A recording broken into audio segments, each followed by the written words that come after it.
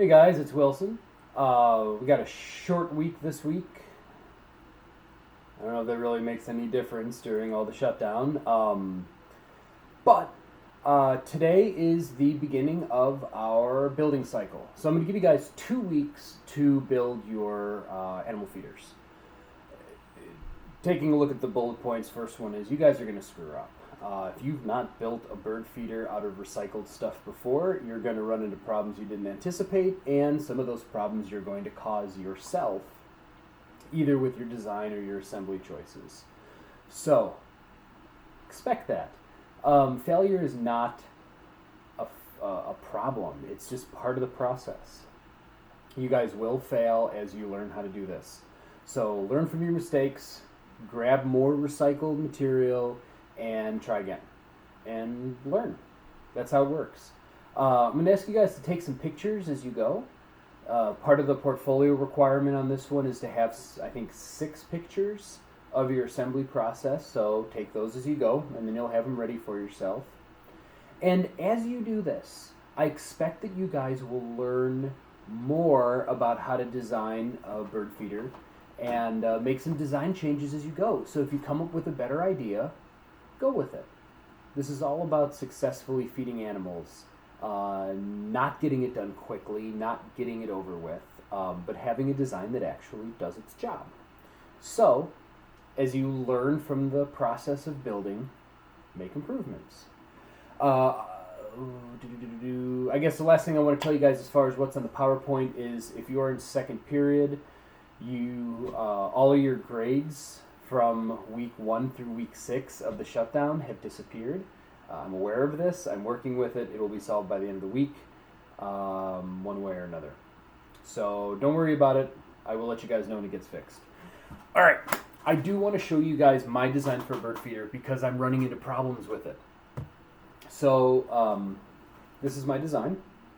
See if I can get it to where I can see the webcam. Cool. And I cheated a little bit. This is all 3D printed material. This is an old mason jar that you like canned vegetables in and stuff. And I wanted to build a bird feeder around this mason jar. And the first mistake I made, I did not realize until I assembled it. But when I made this part here, the bottom of it, I needed to be able to fit this ring around this edge, because if you can kind of imagine, this screws into the jar and that clamps this in place. Well, you can't do that. I couldn't fit this around that edge for it to clamp, so I had to redesign it before I even tested it, and I made a seam here, so these are now 2 parts, so I could assemble it with this ring in place and then super glue it all together. And then it assembled well, but I'm finding out a couple of issues with it while testing. One is this ledge is too close to this, and the birds don't really fit. Something I hadn't thought of. So I noticed that the birds perch and they sit sideways, and they don't look comfortable, and they don't really hang out and eat. My other bird feeders, they hang out a lot longer at. So I'll be extending this out. I'm also noticing that the seed gets wet on my other feeder that's built similarly to this. But I'm noticing that the seed here is very wet. Like I'm almost getting puddling today. I'm recording this Monday, midday. It's raining. So I think that I'm going to use a shorter jar. And that's going to bring the lid closer. Or not the lid, but the roof. And the roof's going to do a better job protecting the seed. I'll probably have to make the roof a little bit bigger as well. And birds aren't coming to this one as much as my other feeders. That could be its location.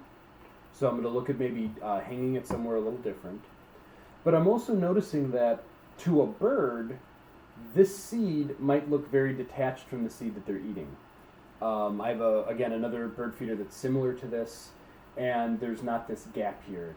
It's the glass almost all the way down to where the seed comes out. So I can reduce about 3/4 of an inch of material here in the design. See if that makes it all look like one big collection of seed. Maybe that'll attract the birds more. It's a hypothesis I'm testing, but that's design. So I'm showing this to let you guys know that even though I'm a lot older and more experienced than you guys, even though I'm using 3D printing and some, some stuff that you guys may not have access to use in this project, I'm still running into a ton of issues with the design. So don't expect your first design to work. Don't expect your assembly process to work as you designed. Expect there to be changes that you have to do on the fly. I am not going to do a Zoom meeting this week. What I'm going to do instead is remind you guys that I have office hours from 1 to 3 every day.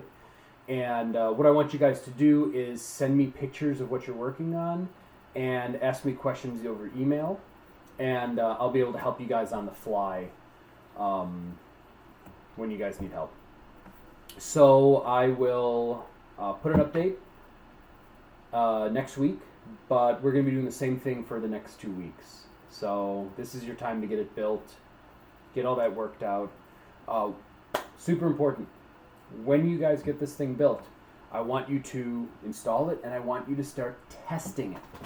Testing it isn't just, does it work or does it not work? My bird feeder worked. Bird ate from it. But what I'm doing is I'm observing the things that I can do to improve it. My first design sucks.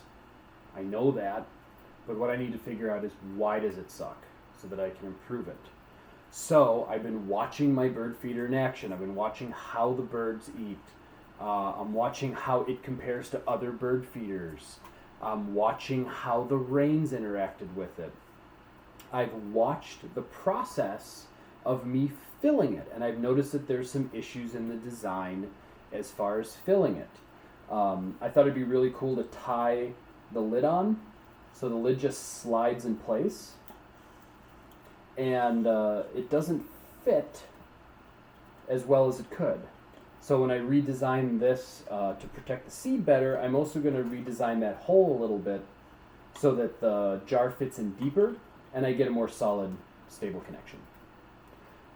So as you guys finish building, once you start testing it, it's really going to be about observations and making, to steal from that video that you guys watched in week 1, the IDEO video, you're looking for the golden tickets, the golden keys of innovation.